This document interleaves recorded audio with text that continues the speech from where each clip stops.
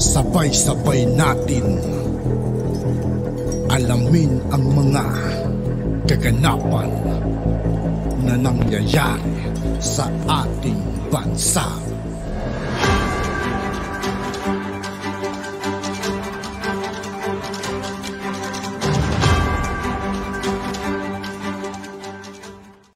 Yo, what's up mga kaibigan? This is I2K po again. Ngayon nandito naman ulit tayo sa channel ni Pinas Viral News. Dito naman ulit tayo magbibigay ng komento at reaksyon. Kaya samahan nyo guys, let's go!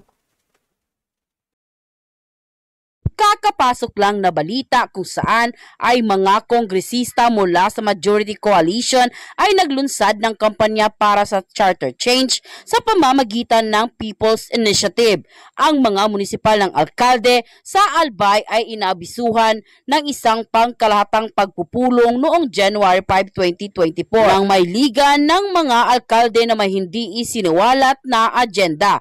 Pero bago ang lahat mga kababayan, kung bago ka pa lamang sa channel namin ay huwag mong kalimutang mag-subscribe at pakiclick na din ang notification bell para mas maging updated ka pa lalo sa lahat pa ng mga bagong videos na i-upload namin. At yun na nga mga kababayan, sa pagpupulong ay inialam sa kanila na ang People's Initiative ay gagamitin bilang paraan ng pag-amyenda ng konstitusyon at binigyan sila ng mobilization funds at mga forms na pepirmahan na hindi bababa sa 3% ng mga rehistradong botante ng legislative district, kung saan ang mga munisipyo na nabibilang ang mga botante na lalagda sa petisyon para sa People's Initiative ay bibigyan ng 100 pesos bawat isa. 50% nito ay naisulong na sa mga municipal mayors at kani-kanilang coordinators.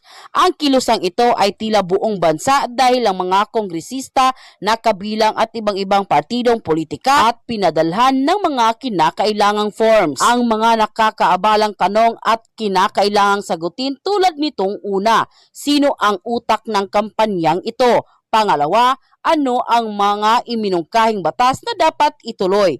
Pangatlo ay saan nagmumula ang mga pondo? At pang-apat, bakit bibilhin ng inisyatiba ng mga botante? Ang mga alalahaning ito ay pagsusulong ng People's Initiative ay kinontra naman ni Congressman Lagman na kung matatandaan na naging close ni Speaker Martin Romualdez kamakailan lang.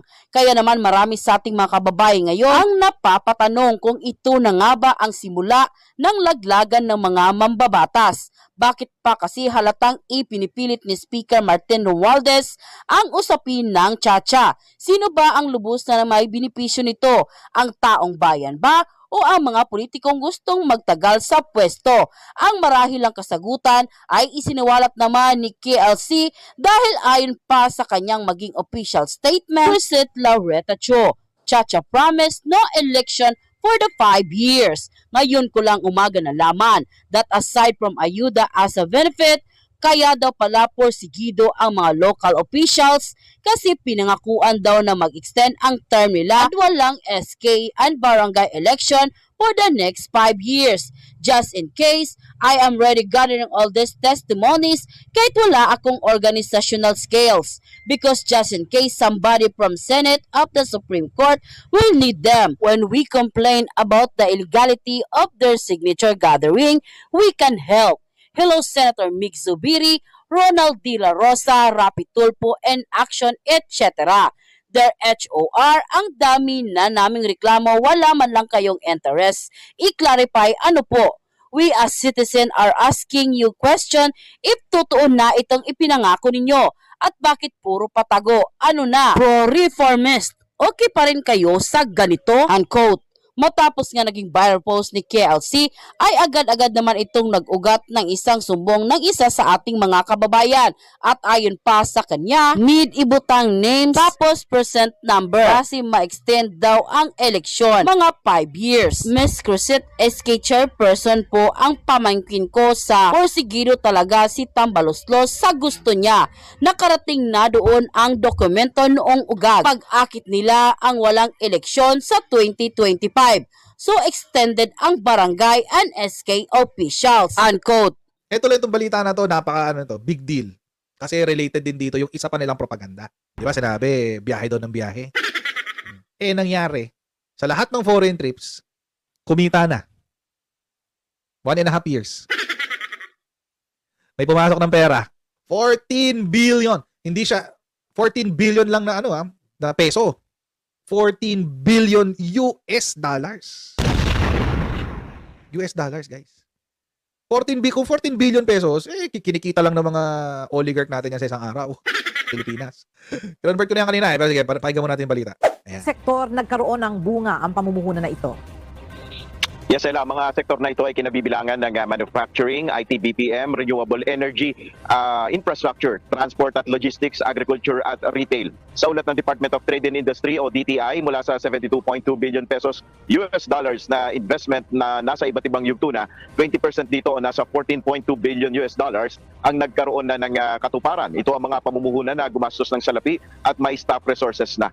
Malaking bahagi ng pamumuhunan na nagbunga ay mula sa Japan na may 21 projects at Estados Unidos na may 13 proyekto.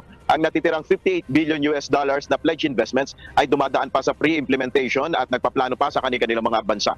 Upang mas mapabilis ang implementasyon ng mga strategic investments, nagpatupad ang Marcos Administration ng Green Lane upang mapabilis ang pagpoproseso ng pagdinegosyo. Sa ulat ng Board of Investments, nakapagbigay na sila ng Green Lane certification sa 41 projects. Yan muna ang ating update. Balik sa iyo, Ella. Maraming salamat, Nel Maribor. Oh, di ba? In fact, mga kotsero, sa sobrang tindi nitong balita na to, pati mga dilawan, nahihirapan silang kontrahin. Tingnan to si pangalan niya, Ronald Llamas. Dilawan to Dilawan to na tao to dati ni Panot Aquino. Hirap na hirap siyang batikusin, to sabi niya. Yan, kung totoo, no? Sabi nga ni Michael kanina, walang basagan ng trip. No? Dahil ang daming trips ng presidente, mga 1 to 2 times a month. Kaya ang sabi ay may nakuha na sila ng mga 80 to 90 billion dollars in commitments. MOU, no? Sana ay pumasok naman yan kahit mga 20%. Diba? Kahit mga 20% para makita natin na may silbi yung mga trips na yan. Dahil marami na yung nagtatanong na ano ba nangyayari? Dahil palabas kasi last year yung mga foreign direct investment, mga 30%. So may mga lumalabas, tapos parang konti yung pumapasok. Ngayon, kung totoo yung 14 billion dollars na yan, then mga around yan sa mga doon sa sinasabi nating 20% na sana pumasok. Ang problema, dapat i-specify nila ano ba yan? Diba? Ano ba yung sinasabi nila ongoing? No? Wala pa ako nakikitang impormasyon, at least yung lumalabas sa media. No? Parang very general pa lang May 14 billion dollars na pumasok na. Ayun. Baka kasi headline bang binabasa mo? Mahalaga mailabas yan Diba? Para mapag-usapan sa meron ba talaga. Pero kung meron ay maganda dahil imbis na palabas yung mga foreign direct investments ay may pumapasok na. Lalo na kung papasok yan sa manufacturing. Ibig sabihin magbibigay talaga ng employment, diba? Ng revenues. Kesa yung tinatawag natin na hot capital. May mga pumapasok tapos lalabas din kaagad. Ibig sabihin kung pumapasok sa tapos kinukulimbat. Mahirap 'yun Yun yung problema. Kaya ang hinahanap natin ay mga foreign direct investments. Yung talagang nagke-create ng employment, nagke-create ng revenues, no? Hindi lang siya hot capital na papasok dito, bibilin yung mga stocks, tapos pag kumita, lalabas uli, di ba? Kaya mahalaga na mailabas nila yung mga listahan na yan. Mahalaga daw mailabas yung listahan, guys. Sabi ni Ronald Llamas. Kawawa talaga itong mga dilawan. Kung totoo. Minsan nakakaaway mga dilawan kasi ang bilis na nila i-debunk kayo Ano ba yung listahan na hinihingi mo? Ito ba? Mga 46 projects? Yan ba hinihingi mo? Nagtatanong siya kanina, saan ba yung tawag dito? Saan ba yung mga ano bang mga manufacturing? Maganda yan ako sa manufacturing. Sa manufacturing nga. 16 of the projects are in the manufacturing sector, 10 are in the IT and business process management, and 9 are in renewable energy. So, okay na ba? Na-meet na ba yung qualifications nyo, mga kakamping? Di ba? Pag ganyan yung, alam mo, ganito, yung tulad ginawa ni Ronald Llamas, sabi niya, pag meron kang kausap na kakamping, sabi, wala namang ginagawa si Bongbong Marcos Tapos sabi mo, may kakapasok lang 14 point something billion US dollars Sabi niya. Ang isasagot sa'yo, may mga taong ganito isasagot sa'yo, 14 point something billion US dollars, saan yan? Saan ba? Sa manufacturing ba yan? Oo, sa manufacturing. Sa'yo mga pangalan? Yung mga ganong klaseng tao na para lang manalo sa argumento, hihimayin nila lahat. Dadagdagan nila yung qualifications hanggang masabi nila, wala ka may sagot sa akin kasi wala naman talaga. Parang ginawa sa akin yung Alan Troy dati, dun sa unang balita niyan.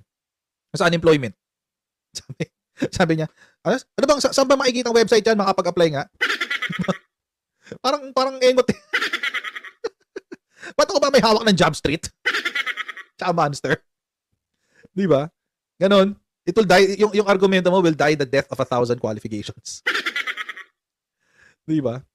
Tapos sabi pa ni Ronald Llamas kanina, puro ano daw kasi, puro general lang daw yung nababasa niya, 14 point something billion US dollars. Hindi wala pa siya nakikita details. Baka kasi hindi niya binasa. Baka kasi puro ano lang yung binasa niya, puro headline. Tapos meron pa nga yan, Japan and the United States are the largest sources of the investments with 21 and 13 projects respectively. At yun na nga mga kababayan, ano na ang masasabi mo kung meron kayong hinaingat komento tungkol sa video? At yun nga po mga kaibigan, dito po nagtatapos ang ating reaction video. Muli ako po si I2K ng Sundalo ng Tunggalo. Maraming salamat sa patuloy na pagsuporta. Yeah, peace out.